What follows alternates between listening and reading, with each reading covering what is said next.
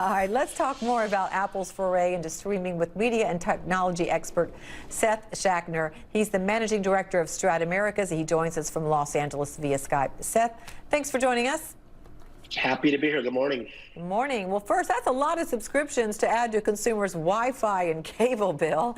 It sounds like we are all going to be spending more money. But what is the reaction, I want to know first, to Apple TV's first venture? I think it's been mixed so far. It's early stage, so this is an ambitious thing they're doing. They're acting like a film studio, right? They've hired a couple of Sony executives, and there's supposedly, I think it's a $5 or $6 billion production budget that's at play here, and there's a long list of series that are coming, basically, and there's, I think, just a number are out right now. But I think it's a little early to tell exactly how they're doing with it. Yeah. But so far it's been mixed. All right. Well, so the subscription streaming landscape is about to become much more crowded and complex. Never mind just figuring out what to watch on Netflix. Talk about who's jumping in.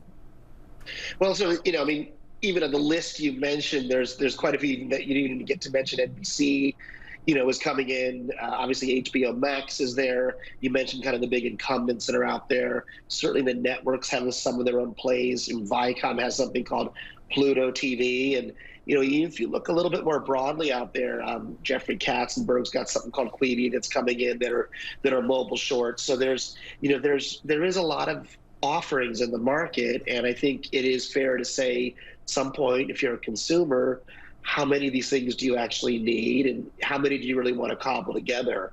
So I think that will, kind of keep occurring in the market for some time until perhaps there's a bit of a shakeout, or consumers decide they want more of one or less of the other. Right, QB, yeah, that Katzenberg is doing for quick bites.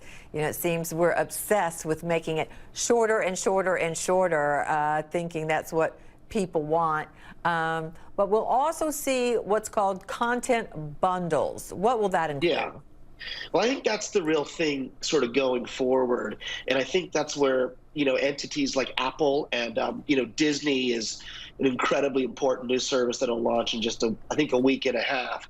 But, what you'll likely see are different services bundled in for, perhaps a better price point. I mean, there's been talk, nothing's been confirmed, that Apple would potentially bundle in their music service, which they've used the handset very heavily to promote, perhaps their news service. They have a pretty great new gaming service called Arcade that, might be offered at a certain, I don't know, pick it 13 or 15 bucks. And I think Disney could potentially do this. They can bring in ESPN or Hulu, which they control as well. And they've now got the Fox catalog in there. So I think that's the type of thing going forward, content bundles that you'll see in the market. And that could be a pretty significant, thing that could compete against Netflix.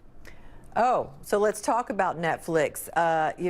They were the first. Remember when they said, we're going to have an original series, and we all went, what? They were the first to do it. We've come a long way since then. Are we going to see some changes from Netflix if they feel threatened by all of this competition? I mean, I don't think, in my view, I don't think any of these things are Netflix killers per se. I certainly don't think the new Apple Plus is actually. Apple Plus is all about original content for now. But yeah, I think there will be competitive pressures on them. The major film studios are obviously rolling out their own products. So sure, they may pull back some of their catalog, and that can be potentially threatening for Netflix as well. Anyway, every time Netflix raises prices, I think you should expect to see that there'll be some subscriber drops. And, some of the stuff here in LA and Hollywood with film exhibitors, with theater owners, it's a little bit of a back and forth with them right now.